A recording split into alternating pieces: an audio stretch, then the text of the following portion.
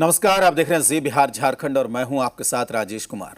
नमस्कार, मैं हूं अभिषेक कात्यायन। मेरा देश मेरा प्रदेश में आपका स्वागत है। रुख करते हैं खबरों का। दिल्ली में कुछ दिन पहले हुआ था, लखनऊ में कल हुआ और अब लखनऊ में हुए इस अग्निकांड के एक एक जिम्मेदार की जवाबदेही तय करने की बारी है। जांच शुरू हो चुकी है। एसआईटी प्रारंभिक रिपोर्ट भी सौंप चुकी है। जांच में फिलहाल सरकार फुल एक्शन मोड में है, लेकिन लापरवाही के लपटों के बीच सुलगते कई सवाल हैं जिनके जवाब मिलने बाकी हैं।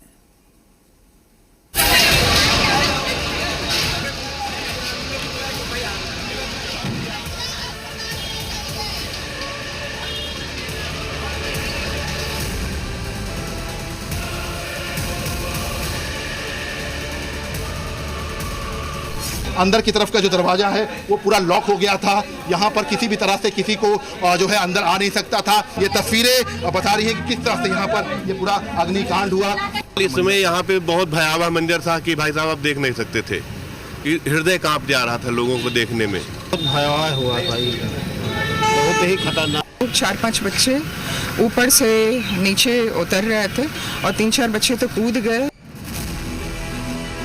यूपी की राजधानी लखनऊ में 15 छात्र जिंदा जल गए। जिन आंखों में कुछ कर गुजरने का सपना था, उनके सपनों और जीवन को लापरवाही के सिस्टम ने जलाकर राख कर दिया।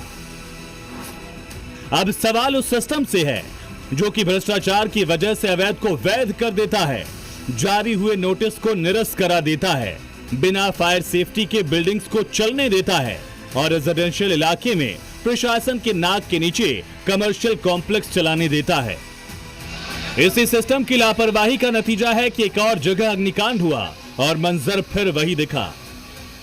आपको तस्वीरें दिखा रहे हैं कि ये पानी पूरा भरा हुआ है। अंदर की तरफ का जो दरवाजा है वो पूरा लॉक हो गया था। यहाँ पर किसी भी तरह से किसी को जो है अंदर आ नहीं सकता था।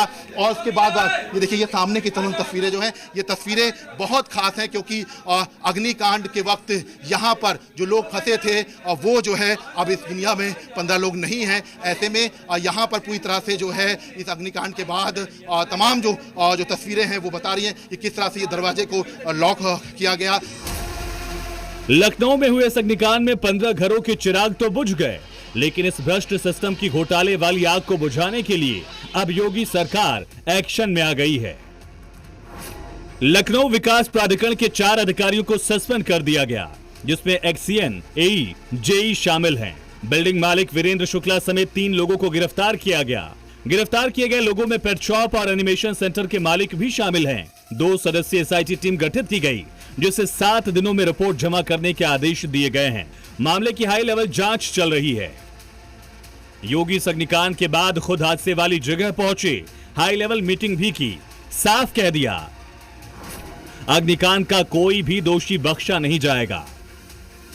अलीगंज अग्निकांड मामले को लेकर सबसे बड़ा खुलासा सामने आया है। जी मीडिया के पास वो दस्तावेज हैं जिसके आधार पर ये कहा जा सकता है कि नियमों को जो है पूरी तरह से ताक पर रखा गया, उनका उल्लंघन किया गया और एलडीए ने 2016 में बाकायदा इस जमीन पर बेसमेंट खोदने को लेकर नोटिस भी जारी किया। योगी का गुस्सा इसलिए भी और भड़का है क्योंकि ये पूरी की पूरी इमारत लापरवाही का अड्डा थी।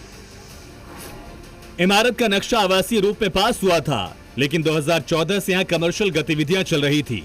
एलडीए ने इस बदलाव पर कोई कार्रवाई नहीं की। इमारत में न तो इमरजेंसी एग्जिट था, न ही पीछे कोई दूसरा रास्ता। लोग धुएं से बचने के लिए भागे, लेकिन फंस गए। बिल्डिंग में सिर्फ एक ही सीढ़ी थी, जिसमें ऑटोमेटिक गेट भी लगा था, जिसने छात्रों को भागने में बाधा डाली। इमारत को फायर सेफ्टी एनओसी भी नहीं मिला था। इन सभी लापरवाहियों का ही नतीजा था कि मंजर इतना खौफनाक था कि जिन्होंने देखा वो शायद ही से कभी भुला पाए।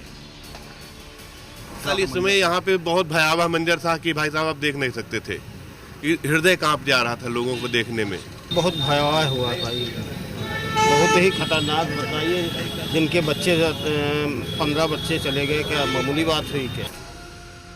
इतना ही नहीं, लापरवाही की इंतहा तो ये भी थी कि 2016 में इस पर बुलडोजर एक्शन कर ध्वस्तीकरण का आदेश जारी हुआ, लेकिन 2 महीने से भी कम समय में आदेश वापस ले लिया गया। अब योगी इसके के गुनहगार तक पहुंचने की पूरी तैयारी कर चुके हैं। विशाल रघुवंशी, जी मीडिया,